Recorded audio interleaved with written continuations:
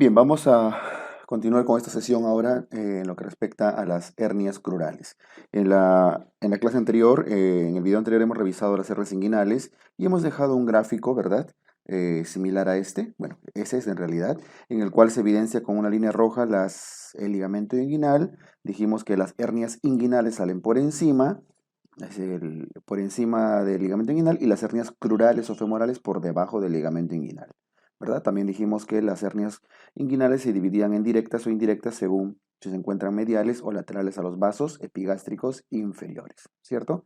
Este que está de azulito viene a ser el conducto peritoneo vaginal que llega hasta el escroto en los varoncitos. Muy bien. Sobre la hernia crural. Ya hemos visto la hernia crural, es esta de acá, que sale por el orificio crural o anillo crural, se le llama también hernia femoral. Entonces, primer concepto acá, hernia crural es igual a hernia femoral. Es lo mismo el concepto, ¿ya? Esta hernia es más común en las mujeres. La inguinal, hace un rato que vimos, las de acá arriba eran más común en los varones. Pero la crural, la que está abajo, es más común en las mujercitas. Sobre todo en ancianas, y ancianas que principalmente han sido multíparas. O sea, que han tenido varios hijos, varias gestaciones, suele considerárseles de alto riesgo para desarrollar esas hernias femorales. La tumoración está por debajo del ligamento inguinal, ya lo vimos, y el problema con esta hernia que está acá debajo del ligamento inguinal, acá, es que el orificio es muy pequeño y no es muy elástica esta zona, es muy chiquitito. Cuando protruye por acá un saco herniario, protruye una hernia por acá, es muy difícil que regrese. De todas las hernias de esta zona, esta crural es la que tiene más riesgo de estrangulamiento, más riesgo de incarceración. Después de la crural viene la inguinal indirecta, por cierto, y después la que menos se estrangula es la inguinal directa. Bien, entonces, alta incidencia de estrangulamiento. Muy bien, nada más con la hernia crural. Ahora, tanto la hernia inguinal como la hernia crural, que acabamos de ver ahora, se clasifican según Nyhus, que está la clasificación de Nyhus, en varios tipos, en 4 tipos. Está la hernia tipo 1, la tipo 2, la tipo 3 y la tipo 4. ¿En qué consiste la clasificación de Nyhus? Vean, cada uno de ellos tiene su descripción. La tipo 1 es una hernia indirecta con anillo profundo normal, indirecta con anillo profundo dilatado, etc. La clasificación de Nyhus gira en torno a la hernia inguinal indirecta, principalmente. Clasifica a todas, pero su principal elemento y evolución que se toma en cuenta para ver el tipo es la hernia inguinal indirecta. Por ejemplo, en la tipo 1 veamos con calma esta parte que significa Nyhus. La tipo 1 es una hernia inguinal indirecta que tiene el anillo profundo normal. Anillo profundo normal, es decir, no está dilatado. ¿Ok? No está dilatado. Hernia inguinal indirecta con anillo profundo normal. Significa que este gráfico, que lo voy a volver a hacer en una versión práctica, el ligamento inguinal, canal inguinal, anillo inguinal profundo, anillo inguinal superficial. Y por aquí salen el anillo crural, ¿no? Por ahí salen las hernias crurales, ¿ya? Bueno, la hernia indirecta, o sea, la que entra por acá, por este conducto peritoneo vaginal. La tipo 1 es cuando este anillo es pequeño. Significa que el contenido que se está herniando es chiquito y no logra dilatar el anillo. Es una hernia inguinal indirecta pequeña. Así se le puede llamar también. Entonces, hernia inguinal indirecta pequeña. ¿Ok? La tipo 2 viene a ser, la tipo 2, una hernia inguinal indirecta también, pero que el anillo profundo ya está dilatado, ya se dilata. ¿Mm? Voy a la figura. Este anillo de acá ya es un anillo más grande. Voy a representarlo como que fuera así, ¿no? Un anillón acá. Un anillo grande. Entonces, significa que el contenido que está herniándose es mucho mayor, mucho más grande. Es una hernia inguinal indirecta con el anillo profundo dilatado, pero se ha dilatado el anillo, pero los vasos epigástricos que pasaban más acá, ¿se acuerdan? No están desplazados, no están comprimidos. La fascia transversalis de atrás está en buen estado. Significa que el compromiso es solamente del anillo. O sea, es una hernia más grande, pero no tanto. Es decir, podemos mencionarlo como una hernia inguinal indirecta mediana. ¿cierto? Entonces, tipo 1, el anillo está normal. Tipo 2, el anillo está dilatado. Hernia pequeña, hernia mediana. En ambos casos, hernias inguinales indirectas. Siguiente. El caso del tipo 3.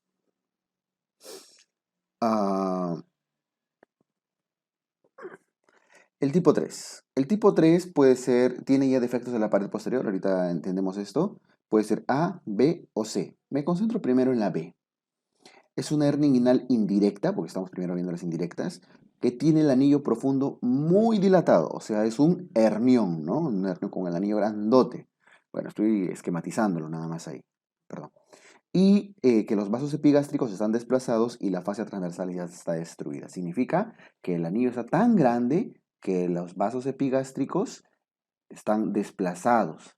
La fascia transversalis está dañada. La pared posterior, que es la fascia transversalis, está dañada. ¿Ya? Entonces, ya es una hernia bastante grande. Por eso a la 3B le podemos llamar también, es una hernia inguinal indirecta grande o gigante. Entonces, si solamente tuviéramos que clasificar a las hernias inguinales indirectas, sería tipo 1, la pequeña, que no dilata el anillo. Tipo 2, la mediana, que ya dilata el anillo. Y tipo 3B, la grande, la gigante, que dilata el anillo y desplaza los vasos. Nos falta completar la 3A. La 3A viene a ser la hernia inguinal directa. No hay pequeña, mediana, grande, todas las directas son 3A. Y luego la 3C, todas las crurales, con C de crural, ¿no? Entonces, hernia inguinal directa 3A, hernia crural 3C. Y la tipo 4 viene a ser la hernia recurrente. ¿Bien? ¿Listo? Acuérdense que las hernias recurrentes, a las hernias recurrentes se les llama también recidivas. Cuando un paciente que ya se operó y le vuelve a salir la hernia, es una tipo 4, independientemente de cuál fuere. Bien, listo. Eso es la clasificación de Nyhus entonces. Como verán, no tiene mucha complejidad. Vamos a revisar un punto ahorita que hace un rato, en el video anterior lo dejamos pendiente, no sé si se acuerdan. En el video anterior dejamos pendiente esta parte de acá. El tema de las hernias mixtas o en pantalón. Si ustedes están con su manual a la mano, van a darse cuenta que no escribimos nada acá. ¿A qué se refieren las hernias mixtas en pantalón? Mixtas o en pantalón se refiere a aquellas hernias en las cuales se refiere a las hernias gigantes. Cuando el contenido herniario, voy a acá tratar de representarlo ya. Voy a hacer un esquemita acá, para que se entienda ese tema de las hernias en pantalón. La hernia en pantalón viene a ser esta de acá. Este es el anillo profundo, está bastante dilatado. Ahí estoy haciendo de frente una hernia grande. Bastante dilatado. Está el canal, por ahí el anillo está, los vasos epigástricos también están ahí. Ya. Entonces, el contenido de la hernia, está el saco herniario con su conducto peritoneo vaginal, con sus intestinos dentro, es tan grande que pasa por ambos lados de los vasos epigástricos. Lo bordea por delante, ahí está, y lo bordea por detrás, por delante y por detrás. Es como que los vasos estuvieran cortándolo, ¿sí? Es tan grande el saco herniario que por detrás y por delante de los vasos pasan, o sea, mediales y laterales, por decirlo de alguna forma. Y se forma esta imagen como que hubiera dos mangas, ¿no? Dos manguitas, ahí está. Y de ahí viene el tema de las hernias en pantalón, cuando pasa por ambos lados de los vasos epigástricos. Corresponde a las hernias gigantes, las hernias grandes. Es una forma de describir, ¿ah? Es una forma muy, muy práctica, muy esquemática. Significa que las hernias en pantalón corresponden a hernias inguinales grandes. Si alguna vez les preguntan, como ya ha sido alguna vez, ¿a qué tipo de Nyhus corresponden las hernias en pantalón? Corresponden a las hernias grandes, 3B. ¿Ok? Listo, eso habíamos dejado pendiente de la clase anterior, ¿no? Describir el tipo de hernias, a qué Nyhus corresponden las hernias en pantalón, o qué describe. Listo, con eso hemos terminado las hernias inguinales y crurales, que son dos de los puntos más preguntados, con su respectiva clasificación, la clasificación de Nyhus. Bien, vamos a las hernias menos comunes, que corresponden a las hernias umbilicales, epigástricas, incisionales. A ver, esto es muy sencillo. La hernia umbilical es una hernia recontra fácil, bastante práctica. La hernia umbilical es cuando protruye por el ombliguito una masa, ¿no? Una masita. ¿Ok? En este caso están viendo, este es de un bebito, por supuesto, ¿no? Ahí está. Ahora, la hernia umbilical tiene sale por el anillo umbilical. Tiene un comportamiento distinto tanto en los adultos como en los niños. Miren, en el caso de los adultos, es una hernia muy común, sobre todo en mujeres, pero no todas las mujeres, mujeres gestantes, puérperas, porque por la presión abdominal en la gestación se sale el ombliguito. Todos han visto una embarazada que su ombliguito está por lo menos intentando protruirse. Es muy común, ¿verdad? Listo, entonces en adultos la hernia umbilical se hace más frecuente en las mujeres, en las chicas, en las gestantes. De hecho, si alguna vez les preguntan cuál es la hernia más frecuente de la mujer, es de la mujer gestante, corresponde a la hernia umbilical. ¿Ya? Factores de riesgo, justamente relacionado a esto, el embarazo, la obesidad, la citis, etc. ¿Qué cosa suele herniarse? Suele herniarse epiplón, ¿no? Epiplón. Por dentro el contenido no suele ser intestino lo que hay acá. Acuérdense que por delante de los intestinos está, estoy dibujando así, ¿no? Esa cortinita que está delante de los intestinos, el aumento mayor o epiplón. Ese aumento mayor o epiplón es el que protruye por dentro de esa cornea. ¿Ya? ¿Podría tener intestino delgado? Sí, pero lo más común es que tenga epiplón. Bien, y en adultos, cuando se diagnostica esto, idealmente hay que operar, ¿no? ¿Qué tipo de cirugía se hace? Es una cirugía con malla. A las cirugías con malla se les llama también hernioplastías. En un rato vamos a ver el tratamiento de las hernias. Ahí está su mallita. Suturan, le ponen sus puntitos. Ahí está. Y con eso ya no se va a volver a herniar. Listo, entonces en los adultos, típico de las mujeres gestantes, y se debe reforzar con malla. ¿Cómo se comportan estas hernias en los niños, sobre todo en los infantes o en los lactantes? En los niñitos, el anillo umbilical siempre nace con cierta abertura. Porque por algún lado tenían que entrar las arterias, venas umbilicales, ¿no es cierto? Entonces todos hemos nacido con cierta abertura, cierta permeabilidad del anillo umbilical. Aunque sea algunos milímetros, muy poquitos, pero teníamos permeabilidad. Todos. Ese pequeño orificio del anillo umbilical chiquitito que está por dentro debe cerrarse espontáneamente y se suele esperar hasta los 2 o 3 años. Incluso cuando palpan un anillo umbilical grandecito por donde sale una hernia, el manejo es expectante, conservador. El anillo umbilical se cierra después de los 3, incluso algunos esperan 4 años a que cierre espontáneamente. Por lo tanto, no hay razón para operar hernias umbilicales en los niños, salvo que hayan pasado los años y no se cierra, y no regresiona. La cirugía se hace cuando fracasa la observación, o sea, no se reduce, no desaparece espontáneamente, o cuando es muy grande. Se suele describir más de 2 centímetros.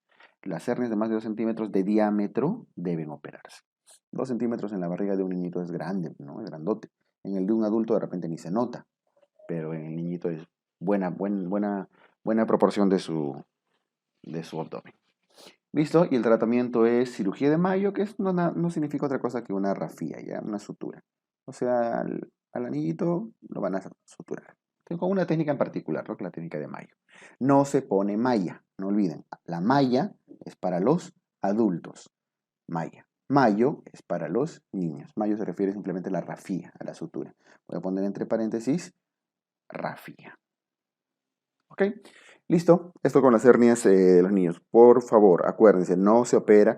eh, el manejo es expectante y se opera solamente si han pasado mucho tiempo y no se ha reducido, ¿no? O en todo caso es muy grande.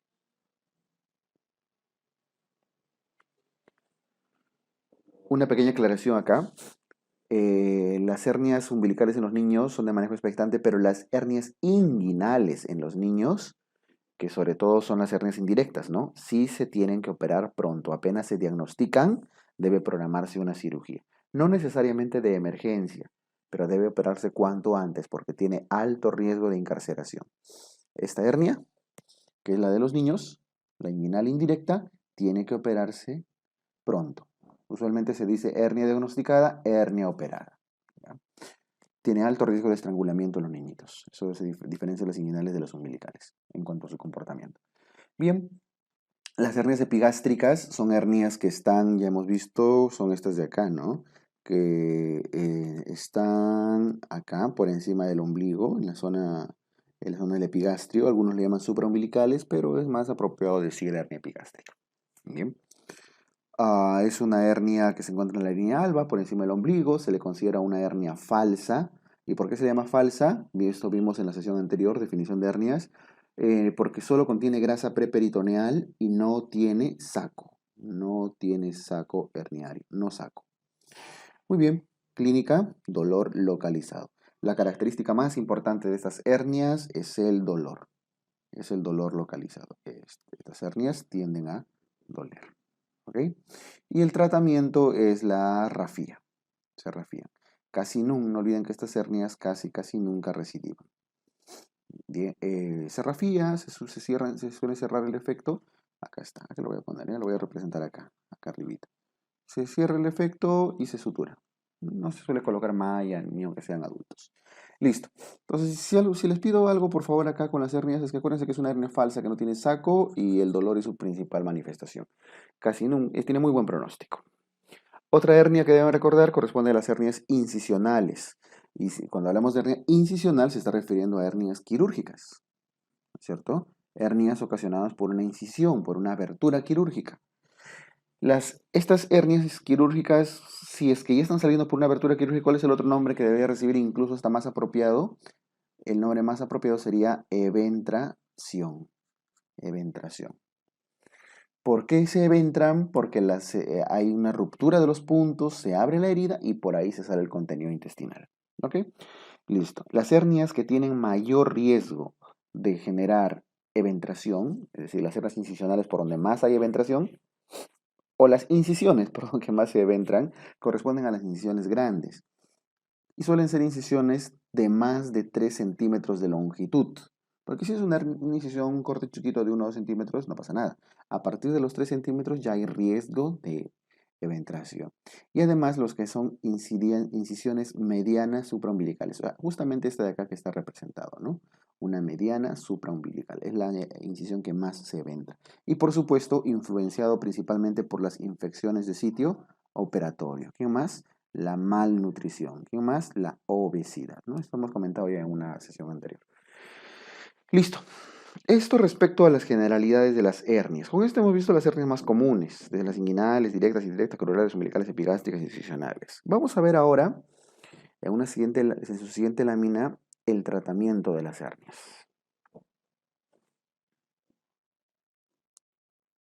El tratamiento de las hernias es distinto si el enfoque es hacia los niños o hacia los adultos. El 99% de posibles preguntas del examen casi siempre se refiere a los adultos. Bien, es muy raro que se pregunte algo sobre el tratamiento de los niños, salvo por uno o dos conceptos muy básicos. De hecho, ustedes que están en rotaciones de cirugía en el internado, no están entrando a cirugías de hernias de niños, ¿verdad? Porque las cirugías de hernias en los niños se ve en las rotaciones de cirugía pediátrica, que usualmente la mayoría de programas de internado no lo tienen. Son muy raros, muy pocos hospitales y muy pocos lugares, porque es una subespecialidad de cirugía pediátrica. Así que vamos a dar algunos enfoques generales respecto a la cirugía de los niños. Nos vamos a enfocar más en la parte derecha, como están viendo, que es el manejo quirúrgico de los adultos. Bien, entonces, la cirugía en los niños, en general, no solo en los niños, sino en los adultos, la cirugía trata de corregir el problema que está generando la hernia. Y en los niños, ¿se acuerdan cuál era la principal razón por la que había hernias? La persistencia del conducto peritoneo vaginal, o sea, este conducto de acá, ¿verdad? Ahí lo tenemos todavía. Ese conducto celecito, que en realidad es la prolongación del peritoneo, ¿no? Que se va hasta el escroto, le hace una bolsita y por ahí se mete el intestino. Ya, esa persistencia tiene que cerrarse. Aquí en la imagen se ve una pequeña representación. Este es el canal inguinal abierto, expuesto. Y esto es el conducto peritoneo vaginal, que aquí ha sido seccionado, pero esto continuaba con esto de acá. Ese tubito, que es una telita muy delgada de peritoneo, eso tiene que cerrarse. Porque si el problema es la persistencia de este conducto peritoneo vaginal, si es persistente, hay que cerrarlo. Ese es el tratamiento. Hay que cortarlo. Miren que se anuda, se hace un buen nudo, una técnica en particular, y se corta como si fuera un apéndice, ¿no? Una cosa así. Están cortando el conducto peritoneo vaginal. Y el conducto peritoneo vaginal hace las veces de saco herniario, porque está hecho de peritoneo. Entonces, están cortando el saco herniario, lo están seccionando para que ya, y amarrando, por supuesto, para que no pase por ahí ningún contenido en la hernia. ¿Está bien? Listo. Entonces, por eso, si tenemos clara la imagen, la idea en qué consiste la cirugía, en general en los niños es cortar el saco herniario, cortar el conducto peritoneo vaginal. Por eso la técnica se llama o se define como herniotomía. Herniotomía, porque después vamos a ver que hay herniorrafía, hernioplastía, etc. Herniotomía, se corta el saco herniario. Está indicado principalmente en las hernias que son más comunes en los niños. ¿Y cuáles son estas? Las hernias indirectas, las hernias inguinales indirectas. ¿Bien? Eh, ¿Cómo se le llama también a este procedimiento? Ligadura alta del saco herniario. Ligadura porque ven, lo están amarrando lo más arriba posible, lo más cercano al anillo inguinal profundo, lo más alto posible. De ahí viene el nombre de ligadura alta. Ligadura alta del saco herniario o en todo caso ligadura alta del conducto peritoneo vaginal que están viendo ahí. ¿Ya? Ese es el nombre genérico, por decir, ¿no? Porque es como se le suele definir al procedimiento. Hay nombres de técnicas, la técnica de Stephen McKay, la técnica de Potts, Mitchell Banks, etc. Hay muchas técnicas. Las dos más conocidas son McKay y Potts. McKay suele hacerse un poco más en varoncitos y Potts suele hacerse un poco más en mujercitas. ¿Ya? No son técnicas que tengan que memorizar, que aprender, porque probablemente nunca las vayan a ver, a menos que hagan la subespecialidad de cirugía pediátrica. Pero es muy raro que apliquen estas técnicas en sus rotaciones de cirugía general. ¿Ya? Listo, entonces el concepto del manejo de la hernia de los niños es eso. Ligar el saco herniario. Punto. Herniotomía. Ese es el concepto que tienen que tener claro, más allá del nombre de Potts, McKay. ¿Bien? Listo. Ahora, vamos a la parte de la derecha en el cual se habla del tratamiento eh, quirúrgico de las cirugías en los adultos. ¿Ya? ¿A qué se refiere esto? Vamos a ver.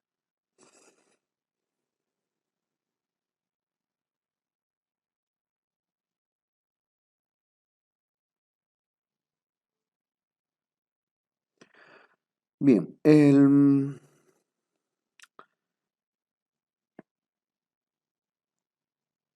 tratamiento en los adultos difiere del de los niños por un tema. En los adultos no se saca, no se suele seccionar el conducto peritoneo vaginal, no se suele cortar de esta manera. En lo posible suele invaginarse el saco. Como ya hay un poco más de predominancia de hernias directas, donde la pared posterior está debilitada y por ahí protruyen, usualmente estos sacos que vienen de la pared posterior deben invaginarse, deben llevarse hacia adentro. ¿Ya? Bien, no entremos en mucha confusión con eso. Lo que quiero que recuerden es que no se cortan los sacos. Por eso no encuentran la palabra tomía en ningún lado. Los sacos no se seccionan. Porque si en un adulto ustedes hacen esto, ya sea, esto es una hernia indirecta, pero podría ser una directa que nace desde el fondo. Si ustedes intentan hacer algo así en los adultos, es por la presión abdominal, por el peso, etcétera, se va a romper la ligadura, se va a romper la sutura y van a tener recidivas. Va a volver a aparecer su hernia. ¿Ok? Entonces, por eso no se hace tomía, sino se invagina. En el caso de los, en el caso de los adultos, ¿qué opciones tenemos? Miren, el saco herniario se invagina, ¿ya? No se corta como en los niños. Ahora, el problema de fondo no era tanto el saco, el problema de fondo es la debilidad de la pared posterior, ¿verdad? Esa era la razón más importante por qué ocurrían las hernias de los adultos. Entonces, el concepto es si la pared posterior, que vendría a ser esto de acá, eh, esto de acá, está debilitado y sobre todo a nivel de esta zona, a nivel del triángulo de Hesselbach, si eso está debilitado, el concepto es reforzar la pared posterior, hacer algo para que esta pared posterior esté fuerte y los intestinos no protruyan por esa zona, ¿verdad? ¿Esto se entiende? Muy bien, entonces hay dos formas de reforzar la pared posterior, rafiando en la hernia, suturando el tejido, por decir, aquí en esta imagen están algo así como afrontando el borde superior con el borde inferior, ¿no? haciendo técnicas con tensión. No es luego vamos a comentar exactamente la técnica acá. Pero están suturando tejido, afrontando lo de arriba con lo de abajo. ¿Para qué? Para reforzar la pared, ¿cierto? Esa es una técnica con tensión, que genera alta tensión. Se llaman herniorrafías, técnicas de reparación o sutura tisular y que tienen alta tensión. Y por otro lado está la colocación de mallas. Con una malla fijada a los bordes superiores como inferiores, ustedes pueden también reforzar la pared posterior, ¿verdad? Ustedes conocen ya la técnica de Liechtenstein. Es probable que hayan entrado ya más de una cirugía de estas, si es que están rotando en cirugía. Cuando se usa malla, se llama hernioplastia. ¿Qué tipo de malla se usa? Malla de polipropileno. Al usar malla es muy raro que haya alta tensión. Bien, listo. Entonces, vamos a describir cada una de las técnicas. En el caso, en el caso de, en el caso de las rafías, de las herniorrafías que generan alta tensión, las tres técnicas que deben recordar son la técnica de Bassini, McVeigh y Schuldeis. Bassini, McVeigh y Schuldeis. Bassini es una técnica que, ¿qué cosa es sutura? Ligamento inguinal y tendón conjunto. Vamos a explicar esta técnica, a ver. ¿En qué consiste? Esquema nomás, ¿ya? Ligamento inguinal, canal inguinal. Borde superior, ya hemos visto que corresponde al tendón conjunto, y borde inferior corresponde al ligamento inguinal, ¿no? Y más abajo está el ligamento de Cooper, ¿sí? Eso ya lo hemos visto. La técnica de Bassini sutura. Jala el ligamento inguinal y jala el tendón conjunto hacia abajo, trata de unirlos, ¿verdad? Los une, no es tan elástico esto, ¿no? Y los sutura, pone sus puntos. De esta manera está reforzando la pared posterior. Por supuesto que el ligamento inguinal, hacer un ligamento tendinoso prácticamente, quiere volver a su lugar, igual el tendón conjunto. Entonces genera alta tensión y constantemente hay alto riesgo de que se rompan los puntos y vuelva a aparecer la hernia. Eso es la técnica de Bassini. Y aprovechando que estamos acá, en esta misma imagen, la técnica de McVeigh, con V, no tiene nada que ver con el McKay de los niños, que hace un rato comentábamos. La técnica de McVeigh une el tendón conjunto, esto lo jala, con el ligamento de Cooper. Bueno, en el tejido humano es más aproximable, ¿ya? Y las distancias son más cortas, ¿no? No como estoy esquematizando acá. Eso, si se dan cuenta, genera más tensión todavía. Pero da una ventaja. Cierra el orificio crural que estaba por acá, ¿no? Entonces protege también de las hernias crurales. Por eso se hace McVeigh. Listo. Entonces, Bassini, sutura, ligamento inguinal y tendón conjunto. En cambio, McVeigh, sutura, ligamento de Cooper, ¿cuál era su sinónimo? Ligamento pectíneo, ¿no? Y tendón conjunto. Y la técnica de Schuldeis hace un tratamiento de la fascia transversalis. Antes de hacer algún tipo de suturas de tendones, ligamentos, primero la fascia transversalis le hace una aplicatura, una sutura imbricada. O sea, como están viendo acá, ¿no? En la imagen, la fascia transversalis, al fondo ven una suturita, unos puntitos, ahí está. A la fascia transversalis se le hace un tratamiento previo para que esté tenso, estirado y no esté tan debilitado. Y encima incluso pueden hacerle un Bassini para reforzar, o es una doble técnica. Lo que quiero que recuerden que Schuldeis hace previo tratamiento de la fascia transversalis, ¿ya? La sutura. Listo. McVeigh, ya saben lo que une, Bassini también, y Schuldeis qué cosa hace. En todos estos casos ya se hacen muy poco, muy poco. ¿Por qué? Porque justamente el problema es que generan alta tensión. ¿Y qué pasa con las cirugías, con las suturas que generan alta tensión? Tienen alta tasa de recidiva, de recurrencia. Y eso es grave. ¿Ok? Porque puede reaparecer la hernia. Entonces, lo de elección hoy en día las técnicas de elección son las plastías, las hernioplastías. Las hernioplastías usan técnicas que no suturan tejido, usan malla de polipropileno. Bien.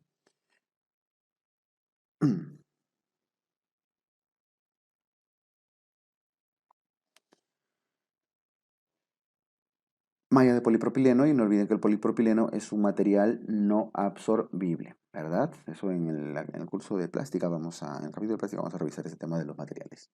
Bueno, la técnica de elección por excelencia es la técnica de Liechtenstein. Luego viene la técnica de Nyhus y la técnica de Stoppa. ¿El objetivo cuál era? Como en todos los tratamientos de los adultos, reforzar pared posterior. Reforzar pared posterior. Eso ya lo comentamos. Entonces, eso es lo que hace Lichtenstein. Para evitar estar suturando tejido, fija la malla. Una forma de fijarlo es hacia el tendón conjunto, que está hacia arriba, y hacia el ligamento inguinal, que está hacia abajo. Si se usa una malla más grande, incluso podría fijarse hacia el ligamento de Cooper, que está más abajo, más para atrás, ¿no es cierto? De manera que cierre todo el espacio. Entonces, el objetivo de la malla de Lichtenstein es fijar el ligamento, reforzar la pared posterior fijándolo a esas estructuras. El punto de fijación puede tener variaciones, dependiendo de qué es lo que quieren cerrar. Pero algo que quiero que se acuerden es que la malla de Lichtenstein se coloca por delante del canal inguinal. Abren la piel, abren el tejido celular subcutáneo y ahí encimita ponen su malla y lo fijan. Eso significa que es una técnica de colocación anterior. Lichtenstein coloca malla anterior. Esa palabra acuérdense por favor. Anterior porque está delante de la fascia transversalis. La fascia transversalis está atrás, ¿no? Delante del transverso del abdomen, o sea, delante de la pared posterior. Por encimita. Ahí lo refuerza. ¿Por qué? Porque existen técnicas de colocación posterior. O sea, cuando la malla se coloca detrás de la fascia transversalis. ¿Ya? Y para esto quiero hacerles un pequeño esquemita. Miren. Miren. La pared abdominal tiene algunas capas. Esto es muy necesario que lo entiendan, porque si no, se van a olvidar con mucha facilidad. A ver, vamos a hacer un esquema de las paredes del ombliguito. Bien, vamos a ver la pared abdominal de costado. Ahí está la piel. ¿Ya? Bueno, debajo de la piel viene el tejido celular subcutáneo, camper, escarpa y demás. Vamos a los ligamentos. ¿Cuáles son los músculos? El primer músculo, la capa muscular más externa, el oblicuo externo, ¿no es cierto? Por dentro del oblicuo externo, ¿quién está? El oblicuo interno. Estamos haciendo un esquema sobre las capas de la pared abdominal, ¿no? Esta es la piel. Piel, oblicuo externo, oblicuo interno. Por delante, detrás del oblicuo interno, ¿quién está? El transverso del abdomen.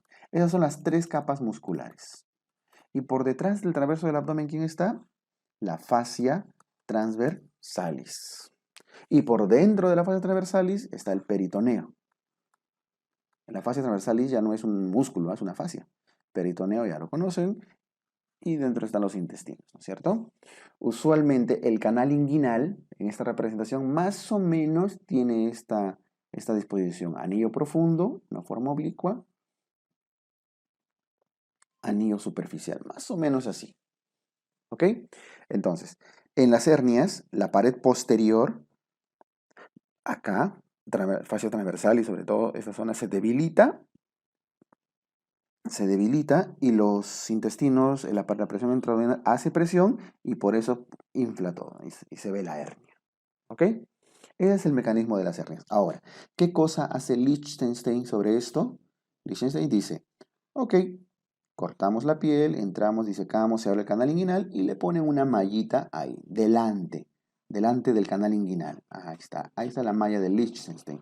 Y con eso tiene reforzado. Por supuesto que todas estas estructuras están mucho más comprimidas, ¿no? Están pegadas unas con otras. Y refuerza toda la pared abdominal, al menos en la zona inguinal. Eso es Lichtenstein. Pero ¿qué cosa hace Nyhus? Nyhus dice, miren, ¿cuándo hacemos Nyhus? Imagínense que han hecho un Lichtenstein, han suturado, fijado su mallita, ¿no? Y el paciente a los 6 meses le dice, doctor, me volvió a salir la hernia. Ahí donde usted me puso la malla, ha vuelto a salir una hernia. Y efectivamente, lo examinan y tiene una recidiva. Y ahí está la clave a la pregunta que les he hecho. ¿Ustedes volverían a poner nuevamente una malla de Lichtenstein en un tejido que ya ha sido dañado, maltratado, donde han suturado previamente una malla? No, ¿verdad? No volverían a colocar otra vez una malla en el mismo lugar. Entonces, en ese caso, ¿qué hacen? Porque ya no tienen tejido donde suturar. La malla la colocan por detrás, acá.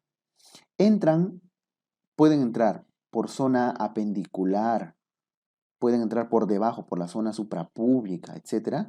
La cosa es que la malla queda acá, en zona posterior. En zona posterior. ¿Ya? detrás del canal inguinal, detrás de la fascia transversalis, que es la pared posterior. Pero ojo, siempre por delante del peritoneo. Porque por lo menos el peritoneo debe separar a la malla de los intestinos. Porque ustedes deben saber que la malla no debe tener contacto con los intestinos porque no, si no va a generar adherencias y va a ser una catástrofe.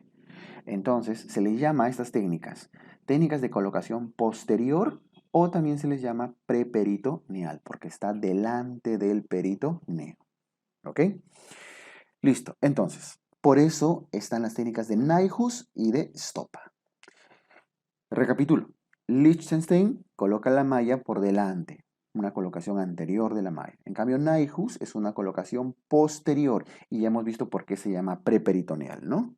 Por esto, porque está delante del peritoneo. ¿Ok? ¿Y cuándo usan estas técnicas? Son más difíciles de hacer, por supuesto. Bueno, dependiendo de la capacitación y demás. Se suele usar cuando hay hernias recurrentes, cuando hay hernias recidivadas, cuando hay recurrencias. Listo. Entonces, principal, principal, entre las dos, perdón, entre Liechtenstein y Nyhus, ¿cuál es de la elección? Siempre va a ser Liechtenstein, o sea, que es la que más se hace y la que menos recidiva tiene. No lo confundan con que Nyhus se hace cuando la hernia ya ha recidivado. Incluso si la cirugía anterior fue un Bassini o un McVeigh, igual la parte anterior está maltratada, no podrían hacer un Liechtenstein. O sería más riesgoso. Entonces, sea cual fuera el tratamiento quirúrgico previo que han hecho, en recidivas se suele hacer Nyhus. Ahora, ¿qué cosa es la técnica de Stoppa? Stoppa es lo mismo que Nyhus. La malla va en la zona posterior, preperitoneal también, pero se coloca una malla más grande que cubra ambas hernias. O sea, es cuando hay hernia bilateral. Es una malla grandota, más o menos aquí espero que se entienda esta imagen. Es una malla bien grande. Aquí estamos viéndolo desde dentro del cuerpo. Es como si hubiéramos hecho una laparoscopía y estuviéramos viendo la malla desde dentro. El peritoneo, delante del peritoneo está la malla, aquí está delante están los músculos, ¿no? De la pared abdominal, incluyendo los rectos y demás. Perdón, los músculos de la pared abdominal, disculpe. Aquí está la malla, cubriendo ambas zonas inguinales. ¿Ok? La técnica de Stoppa es para hernias bilaterales. Igual que Nyhus es de colocación posterior o en todo caso preperitoneal. Ambas palabras dicen lo mismo. Bien, ahora, Stoppa se puede hacer por laparoscopía, por ejemplo, pero ellas son variantes. En general, el concepto de Stoppa es que se usa para hernia bilateral. Listo, entonces 3 palabras clave. Liechtenstein, el de elección. Nyhus para recidivas. Stoppa para bilaterales. Punto, nada más. Esas son al final lo que tienen que recordar. Está clara entonces la diferencia entre el tratamiento de las hernias en los niños y las dos formas de tratarnos en los adultos, ya sea rafías o plastías, ¿no es cierto? Listo. Ahora, actualmente se hacen más técnicas, están aumentando las técnicas laparoscópicas. Y las técnicas laparoscópicas eh, se les suele comentar como TEP y TAP. ¿Qué cosa es TEP? Totalmente extraperitoneal. ¿Qué cosa es TAP? Son las siglas de transabdominal preperitoneal. Ahí está, laparoscopía transabdominal preperitoneal. ¿Qué significa eso? A ver, el TEP y el TAP, ambas son técnicas laparoscópicas, ninguna es mejor que otra, simplemente son técnicas distintas y depende de las habilidades del cirujano cuál de las dos prefiere. Tienen indicaciones un poco más específicas una con otra, pero entendamos el concepto del TEP y el TAP. A ver, de una forma práctica. Voy a usar prácticamente la misma figura, ¿ya? A ver, el mismo esquema en el sentido de las capas musculares.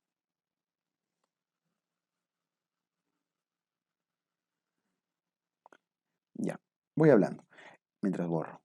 En el TEP y el TAP, la malla tiene que quedar en el mismo lugar, en zona posterior. Ese es el objetivo. Es como hacer un Nyhus, pero por laparoscopía. Ahora, ¿por qué las diferencias? Las diferencias es por lo siguiente. Empiezo con el TEP del ombligo, y acá el ombligo sí va a ser más importante. Ahí lo hice de azul, ¿no? No importa. Vamos al TEP. Totalmente extraperitoneal. Significa que no se atraviesa peritoneo. En todo momento son extraperitoneales, totalmente extraperitoneal. ¿Qué significa eso? Ustedes ya conocen cómo se hace una laparoscopía. Usualmente se entra por el ombligo, el primer trocar, ¿no? Atraviesa. Esto por supuesto es cortito esta distancia, es solo un esquema. Entre el trocar o la aguja de Beres, con lo que vayan a trabajar, pero normalmente llega hasta la cavidad abdominal, hasta este puntito que he puesto, y ahí hacen el neumoperitoneo, ¿no es cierto? Lo llenan de aire para inflarlo. Aquí se llega hasta antes de atravesar el peritoneo, y ahí se hace el neumo, ahí se libera el aire. Incluso a veces se mete un balón, un globito, que se va inflando para separar el espacio. La fascia transversalis del peritoneo se separa, o en todo caso se llena de aire, ¿no? Dense cuenta que no están atravesando el peritoneo, por eso se llama extraperitoneal. Y ya sea por el mismo trocar, si hace monopuerto, o por otro trocar por otro lado, con su respectiva pinza, ingresan la malla. Y colocan la malla ahí donde quieren ponerlo, ¿no? Puede que le hagan una fijación menor, solamente una vez que, de hecho, una vez que retiran todo, la presión, quitan el aire y otra vez la presión del abdomen fija la malla, la aplasta y queda ahí. La malla está en el mismo lugar que siempre, en la zona extraperitoneal o preperitoneal o posterior, por último, pero no han atravesado peritoneo, vean. Han trabajado por fuera del peritoneo. Tienen espacios muy cortos acá, de ahí viene la dificultad técnica. Eso es el TEP, no se atraviesa el peritoneo. ¿Está bien? Listo. Ahora, vamos al TAP. ¿Qué es el TAP? Transabdominal. Si le dice transabdominal es porque atraviesan toda la pared abdominal. Preperitoneal porque terminan en espacios preperitoneales. Transabdominal, preperitoneal. Significa, en el TAP, que su trocar va a llegar hasta la cavidad abdominal donde siempre llega como para una colelab, para una apendilab. Meten la malla en la cavidad abdominal como si estuvieran operando cualquier cosa, pero con ayuda de otras pinzas y demás, le hacen un huequito al peritoneo, un huecote en realidad a veces, y por ahí meten la malla al lugar donde querían que se quede, en la zona preperitoneal. ¿Ya? Y finalmente cierran el hueco que hicieron, reparan el peritoneo, y la malla queda en espacio preperitoneal. Atravesaron todo el abdomen, por eso transabdominal, pero igual la malla quedó en espacio preperitoneal. Transabdominal, preperitoneal. En ambos casos, la malla queda en zona, en las técnicas de la laparoscopía, queda en zona preperitoneal o en todo caso en zona posterior. TEP, totalmente extraperitoneal, no abre peritoneo, no lo atraviesa. En cambio, el TAP, transabdominal preperitoneal, sí abre, sí atraviesa el peritoneo. ¿Ok? Listo. Eso es, por favor, lo mínimo que tienen que saber sobre el manejo de las hernias. De todas maneras, la técnica de elección todavía sigue siendo Liechtenstein por su factibilidad técnica, su acceso, costo, baja recidiva, etcétera, por varias razones. Muy bien, con eso culminamos el tema de las hernias. No olviden, ya en la sesión anterior les dejé mi número. Si tienen alguna duda, escriben para poder atender sus consultas de este tema de cirugía.